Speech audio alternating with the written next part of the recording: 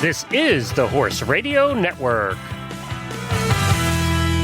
This is episode 661 of the Dressage Radio Show, official podcast of the United States Dressage Federation on the Horse Radio Network, brought to you by Kentucky Performance Products, the Murdoch Method, and Trust Design.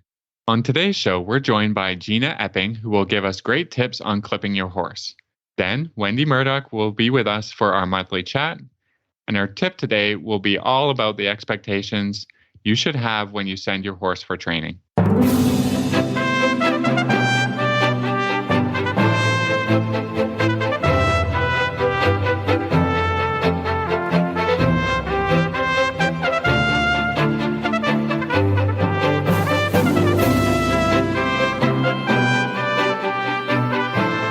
This is Reese Koffler-Stanfield from Loxahatchee, Florida. And this is Philip Parks from Rockwood, Ontario, and you're listening to the Dressage Radio Show.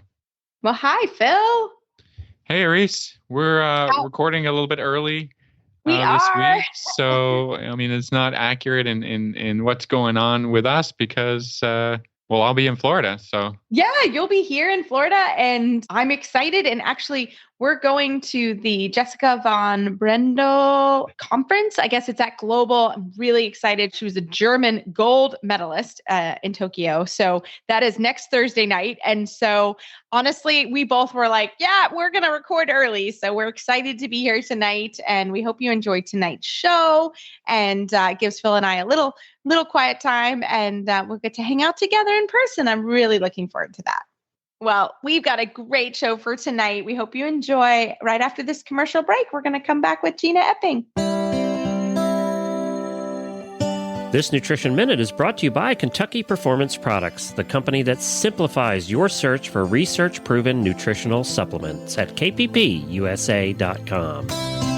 The horse that matters to you matters to Kentucky Performance Products. Managing horses can be challenging. Each horse's personality affects the way he behaves and reacts to the world around him. Horses with certain dispositions can be at higher risk for developing health problems than others. High-strung or excitable horses are easily stressed, but so is the timid, quiet warrior. Stressed horses are more likely to develop digestive upsets that lead to colic, diarrhea, and ulcers. Nalox Advanced was specifically developed to support a digestive tract that is under stress. It sustains proper pH levels, reducing the incidence of ulcers and hindgut imbalances, while simultaneously supporting the healing of damaged tissues. Nalox Advanced supports the complete digestion of starches and sugars and sustains populations of beneficial bacteria. Make life a little easier on your sensitive horse and start him on Nalox Advanced today. To learn more about the ingredients in Nalox Advanced, visit Kentucky Performance Products at kppusa.com.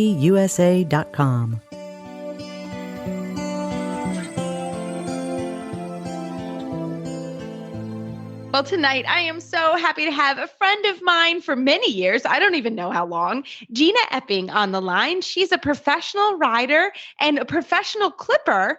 And she actually put something on Facebook a couple weeks ago that she was having a clipping clinic. And I thought, this is perfect for the radio show. Jeanna, welcome. Hi.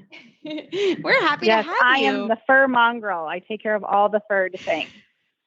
You do. And Phil and I, we were just chatting before we got on the recording, and we were saying how Phil did it a few weeks ago and he maybe did a bad job on purpose. No, I said I didn't do a bad job on purpose. Yeah. There was a wink. My mind is just not detail oriented enough, But this is a real thing. I have to be honest. I don't clip. I actually have a horse allergy. So I really struggle when I clip because I have to mask and wear the suit and all the things. So I also am very happy to pay someone like Jeanna to clip my horses because it's a thing. So Jeanna, tell us, how did you get into this and how do you wrangle all the fur? It was an accident. Let's be completely honest. It was a complete accident. I started clipping like my own horses. I clipped horses for the people that I worked for when I was a barn manager and a working student. And then all of a sudden, everyone just started asking, just little by little. And I post all of the pictures of the horses that I clip. And I started a hashtag for them. It's hashtag #SharpClippedHorse. And people started seeing it, and away we went. And then I started clipping racehorses. There is an endless supply of racehorses in Kentucky. Yes. So there we go. I just keep clipping. I love it. So about how many do you do a year? I actually just told one of the grooms today because he asked how many, and I think it's probably about 200. Wow. Okay. Now we're talking. That's a lot. That's a lot. Tell us, when you want to clip a horse, there's lots of options, right? So how do you pick an option for your horse? It is hard, especially it's easy. I will say it's easy on the racehorses. They either get everything taken off or they take off their legs and they leave a trace clip on top to keep them warm. But for some of the amateur riders or some dressage riders or event riders, it's really hard to pick. And I actually help people decide what needs to come off. The more work the horse is in, the more fur I take off. So your average bear that rides a little bit during the winter, but the horse still gets sweaty or they go to an indoor, we do a trace clip. And then if the horse is in full work, we usually do a full body. If it's a horse that's also showing, then I take off everything. So the full body is going to leave the legs, and I call it the full Monty when I take everything off. So legs, face, everything. And just as a question, like how long does that take you? Yeah, good one. You being the, yeah, I think good question. Do 200 horses a year or whatever. You are the expert of experts. I mean, this is not going to be me, trudging away. But how long is that process for the full Monty? For the full Monty on a racehorse, they're a little bit smaller than some of the warm blood, and they're usually sedated. So I call that I'm going to be done in a LensCrafter minute. So I get them done in a little over an hour. I love it. Yeah. Some of the big guys, they take a little bit closer to an hour and a half. If I'm there for 2 hours, I'm probably very, very angry. And the horse is probably very naughty. Right. So let's talk about sedation, because it's my friend. I mean, again, we're not talking competition, right? In drug regulations, but if you're coming into clip and your horse is wiggling all over the place, I'm all for sedating it and letting you do your job. You do a better job, but how do you decide when you want to go ahead and sedate a horse? To be honest, I almost always have the racehorses sedated, mostly because I'm doing head and legs, and those are the most sensitive parts. And if they're in a situation that they're already a little bit charged, it's going to be hard to get those done. So they almost always get sedated, mostly get sedated with Dorm. I do also add Torb to any of the things that are on the track, because the vet is the only one that can sedate on the track. So it's readily available for them to use both.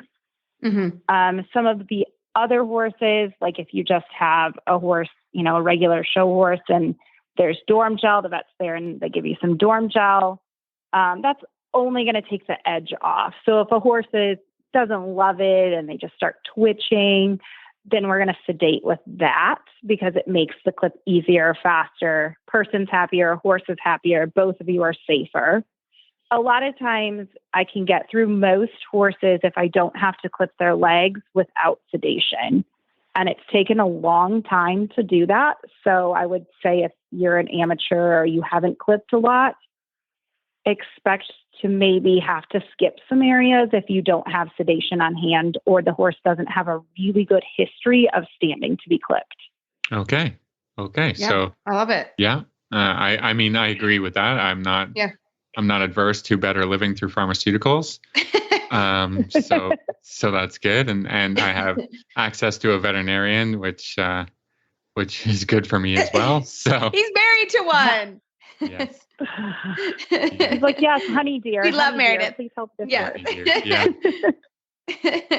So let's talk about the clip itself. I mean, what's your preferred tool?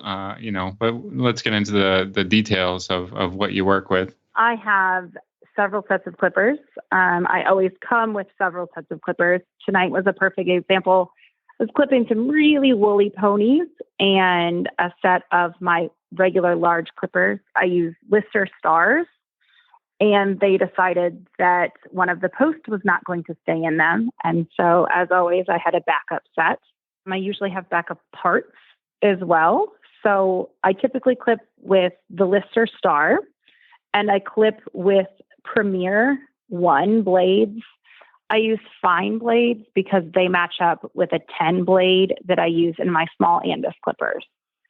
So then I can seamlessly go legs, face, body, everything can be the same length, and I don't have to worry about blending anything. Or if for some reason both sets of my big clippers didn't work, I still can clip the whole body with the small set.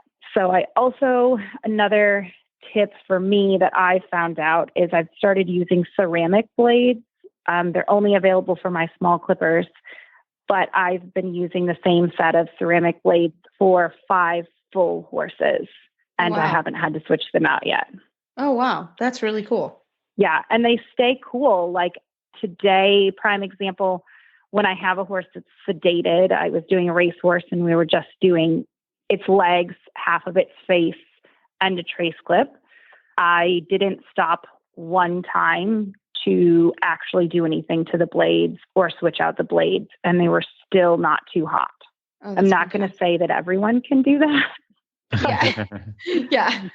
Mere morals. So let's talk about that. Like what while you're clipping a horse, what are you watching for? You say that, I mean, I know this from experience. You say the blades get hot, but they do. So what do you do about that? I mean, I'm usually working under TikTok of sedation of how much you have left. So I wear a jacket. First of all, I wear a headlamp because everybody needs to be able to see easier. So I always have my headlamp on, make sure it's charged.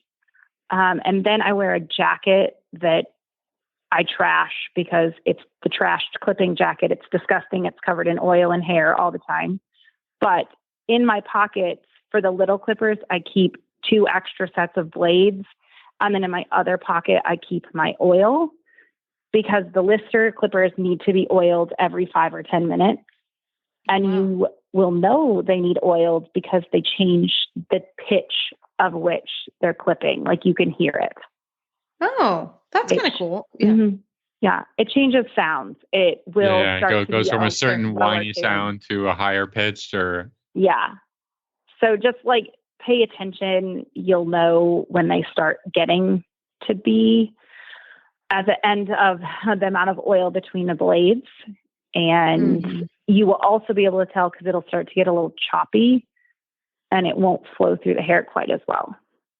Yeah, that makes sense. So, I mean, it's now springtime and you're in Kentucky. You're from where I'm from when I'm not here in Florida. But even down here in Florida, we're having horses that need to sort of be clipped again. Obviously, it makes sense in the fall to clip them. But how do you decide in the spring, like, okay, let's go ahead and clip them again? Yeah. My general rule is I try to not clip anything like past the middle or end of March, because at this point, the days are getting longer. The horses are growing in their spring coat. And if you have something that's really woolly, like let's take my big horse, Sven, for example. He has gigantic Irish hair and I can't leave his spring coat. His spring coat will still be too thick.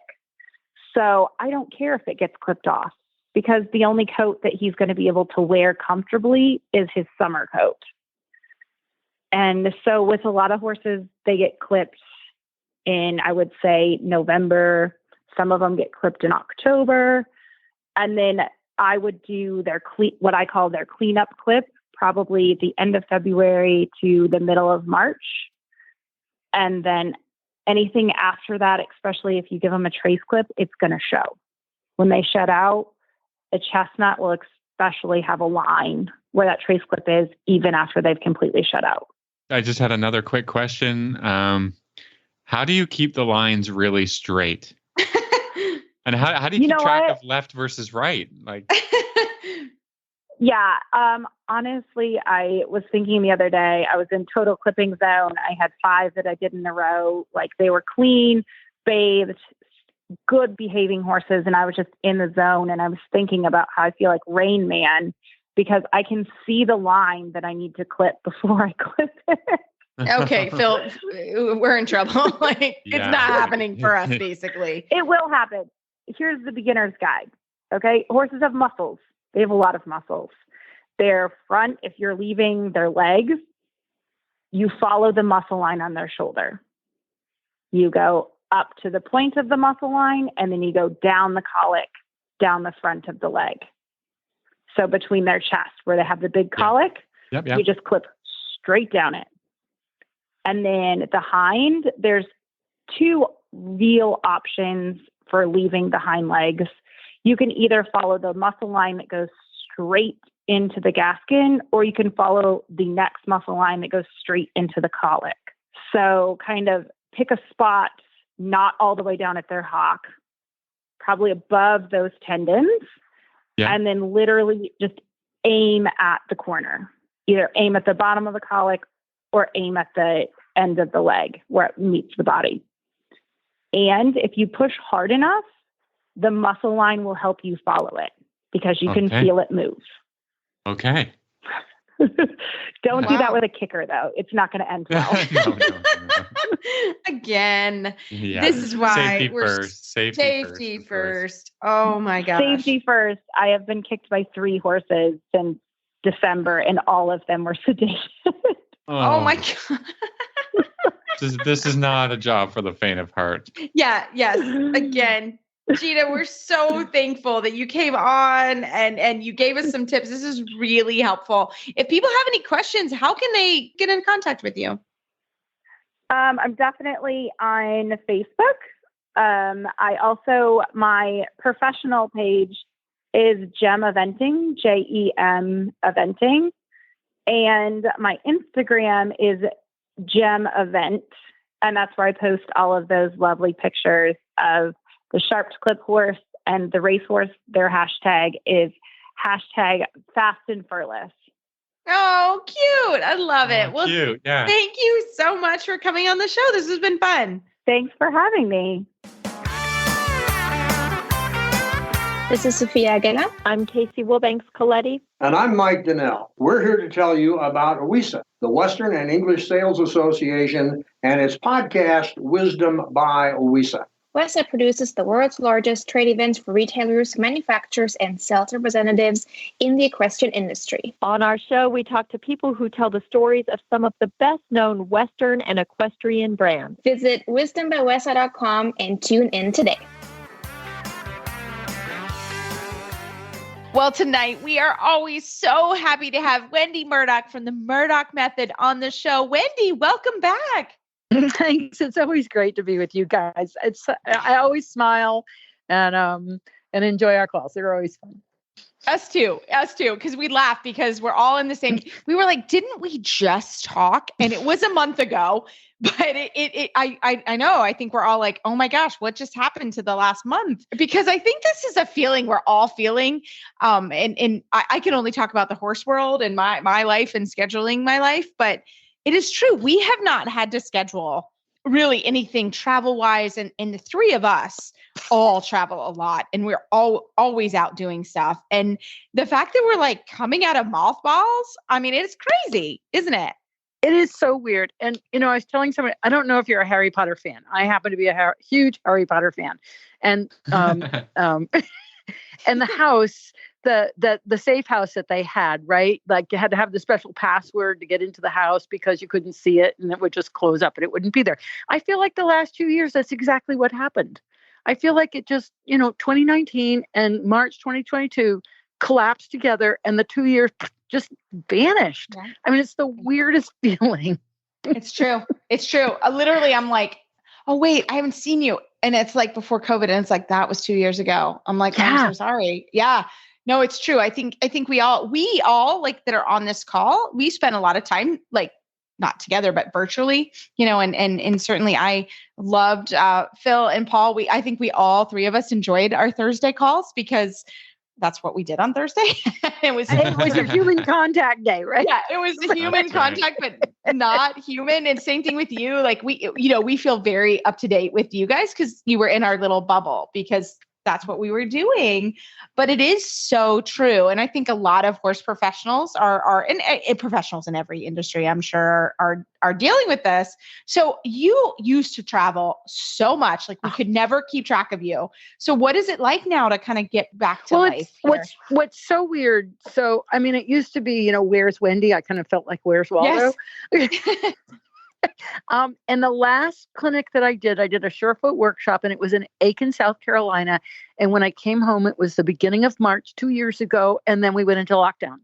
Mm-hmm. And the weirdest thing is I was in Aiken, South Carolina, the last weekend in February for the Sharon May Davis dissection, which was absolutely mind-blowing and amazing. She is so amazing. And she'd been a guest on my webinars with Wendy. She's actually my number one webinar that I've done. Of all the webinars, over 260 webinars, she is my number one webinar. And she's such an amazing person and she's so knowledgeable.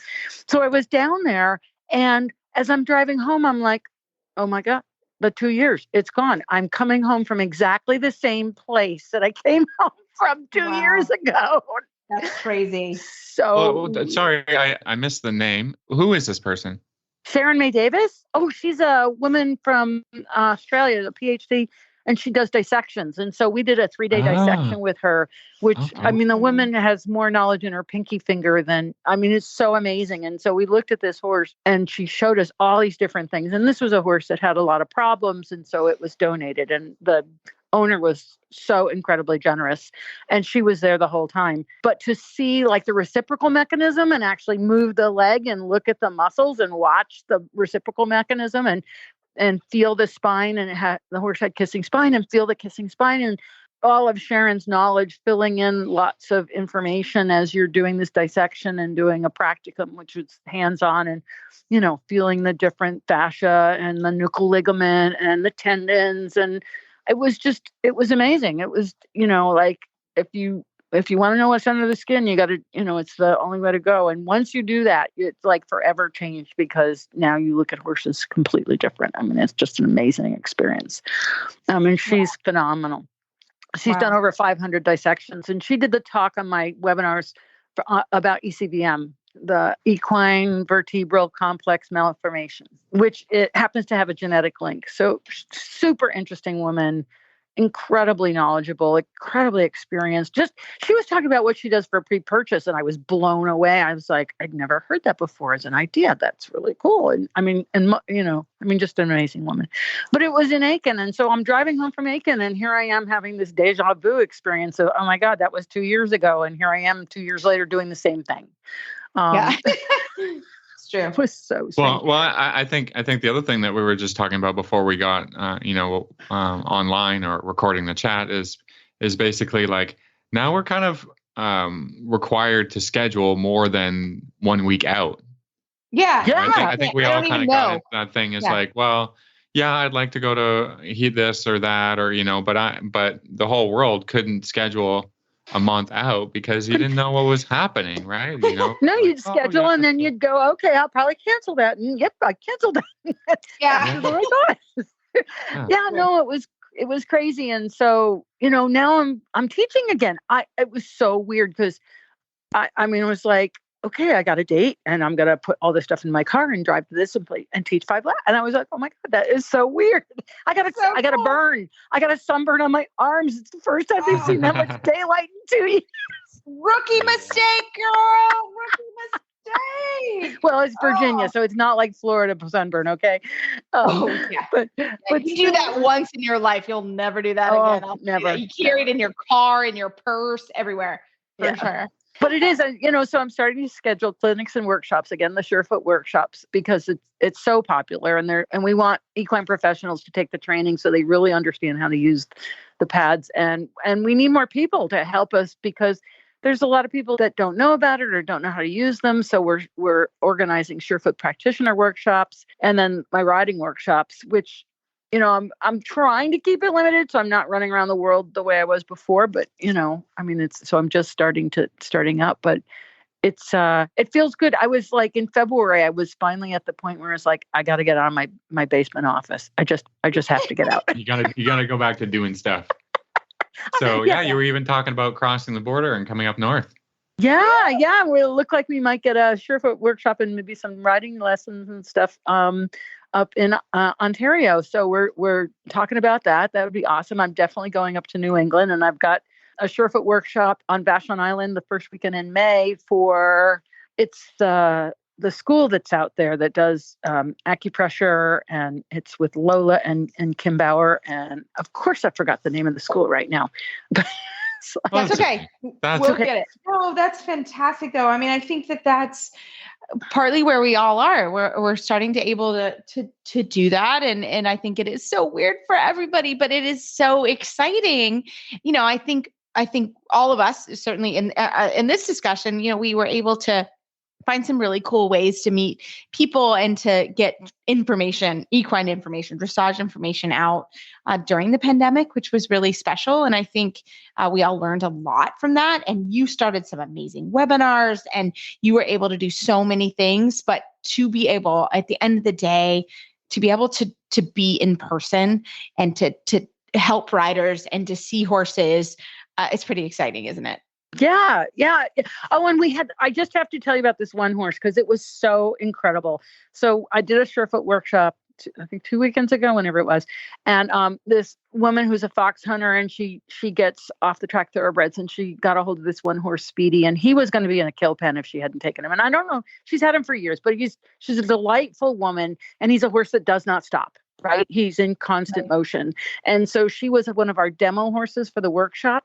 And I just started with the pads. And the next thing, Speedy was standing still. And she posted on Facebook that he broke a world record for standing for 4 minutes. Wow. And people were like, they couldn't believe it. They were like, is that Speedy? No, that's a double. It can't be Speedy. They'll have to rename him.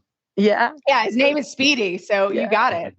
But it's so exciting to see that kind of a change. And, it was literally a half an hour. And so she told him fox hunting was canceled the next day, so he wouldn't know that there was fox hunting. And she brought him back, and his neck was down. I mean, this is a horse that had his neck in the air forever. And at the walk, his neck was down, and we were working into the trot. And of course, habits are going to come back when you pick up a little bit of speed. But she could come back to walk, his neck would drop, and he would stand. And that was just in 2 days. And, it's that kind of stuff that, for the reason Surefoot is so rewarding, and why I have, spent 2 years in my basement trying to get things organized. My workbook is almost done. I'm working on the cover, at least the first Oh my one. God, that's amazing. I know. It's like that's been in process for 6 years, 7 years, 8 years. You've probably been thinking about it for a long time. Since the beginning. Yep. Right. But it's finally coming to fruition, and I'm really excited about it. And I just, that's the thing, is it's so much fun to see the horses and the changes, the riders too. Okay. Yes. But it's really fun to see the changes and watch people get it and watch horses get it. And that's so I'm going back on the road. So how can people kind of find out where you're going to be, where and when, and where do you update that information? So I haven't gotten it up on my calendar yet on my website, but we're putting stuff up on Facebook. So the Murdoch Method page or the Surefoot Equine page is where you'll find the Surefoot workshops on the Surefoot Equine page. And we'll be putting the riding workshops up on Murdoch Method. And ultimately, I will get it up on my website, which you just reminded me that I haven't and I need to. Well, people can't go to where you're going if they don't know. Yeah, exactly. Okay, I'm making a note right now. Writing down calendar on website post. And if anybody's interested, they can pop us an email, wendy@wendymurdoch.com. Actually, info@murdochmethod.com is better because it'll go to my assistant, Alex Hamilton, who's fabulously trying to organize me. Not an easy job at all. No, not an easy job at all. Not an easy job at all. She's like, it's like herding cats between me and my organizers. She's doing a great job because she's trying to wrangle Reese so we can come and visit in April. And I know Reese is not home yet. So that's really tough. Exactly. I'm like, well, we love it. And I can't wait to see you. It's going to be so fun to see you in person as well. It'll be great fun. And we'll definitely post some pictures. So we love it. Yeah. Well, Wendy, as always, we love it when you come on. One more time, how can we find you online? Okay. So murdochmethod.com, and you can, go to the contact form there. Facebook, Murdoch Method, Surefoot Equine for the website, and for Surefoot on Facebook, and info@murdochmethod.com if you're interested in a workshop or a clinic, and Alex will get back to you. And just remember, the webinars are still out there. We keep uploading them onto Wendy's Winnies, my podcast. And that way you don't have to have your YouTube playing while you're driving down the road. That's why we do the podcast version, the audio version of the webinar. Yeah, this is awesome. This is awesome. Well, thank you so much, Wendy. And I can't wait to see you in person. I know. I'm so excited. Yeah. Looking forward to it. And Phil, I might just see you if I get up to Canada. That'd be awesome. Yeah. You just keep me informed. Keep me in the loop. I absolutely will. Absolutely. Give your horses the bold and beautiful style that they deserve with a Trust Design halter. From custom hardware to padded calf leather top with colorful patterns, Trust Design halters will turn heads everywhere you go. They are truly one-of-a-kind design halters. Visit trustdesign.com for more info. That's TRVSTdesign.com.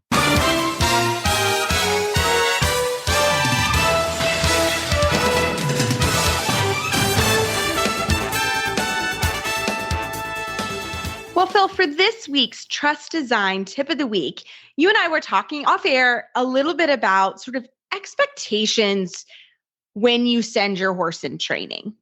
Because obviously you and I are coming from the trainer's perspective. I have also sent horses in training. And so I have gotten sort of the feeling of what it's like to send a horse in training, which I think is good for me because I understand how clients feel. But we wanted to talk a little bit about sort of expectations. So how about you take it away in the beginning? Well, I think, most people would send a horse away to get it backed, to get it started in its process. I think that's the most common situation. And that's really a difficult thing. I mean, handing over your horse and saying, okay, this is what I'd like it to be able to do when I eventually get it back. This is what you have to be really clear in your own capabilities as a rider. And then, you can have that conversation with the trainer, but it has to be kind of a two-way street, right? You can't just drop it off and say, all right, well, fix this, or, I want it done in X amount of time and that kind of thing. Because as you and I both know, horse training is really individual to each horse. So you've got to talk about, you've got to talk to your trainer or your prospective trainer about what the horse is, how it is in its personality, different things that you've already done with it, and what your expectation is when you get it back. And then I think the trainer is fair to say, okay, here's what I think I can do. Here's my expected timeline. And that can change at any moment, right? And so I think it's not a real clear-cut picture until the trainer gets the horse and starts riding it for a bit, and then maybe they can give you a more accurate timeline. Yes. But I just absolutely hate, people that contact you and are like, well, I want my horse to go walk, trot, canter really quietly. It's a great horse, and 30 days or 60 days or 90 days, and then, and then for me, I'm like, I have no idea whether it's going to be 30, 60, 90, 6 months, 3 years or whatever. I haven't met the horse. I don't know you. This is a real problem in the client's expectations. So I usually like to say, okay, well, we're going to do our first 30 days. And then we'll talk from there into what the complete expectation is. Yes.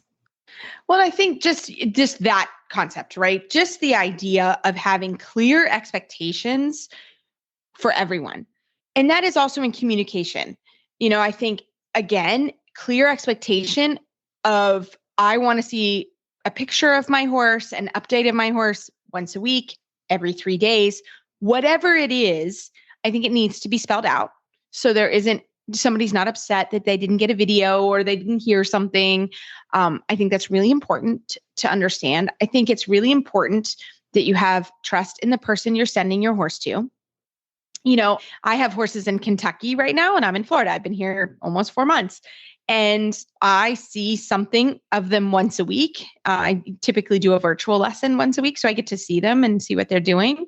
But my expectation has to be that they're with people that I know will take good care of them and they will call me if there is a problem. My sister happens to like drive by the barn every day and the horses are out. So she sees them and she drives slowly by to sort of put her eyes on them every day. So I think that is important. Again, just very clear expectations of what you're looking for.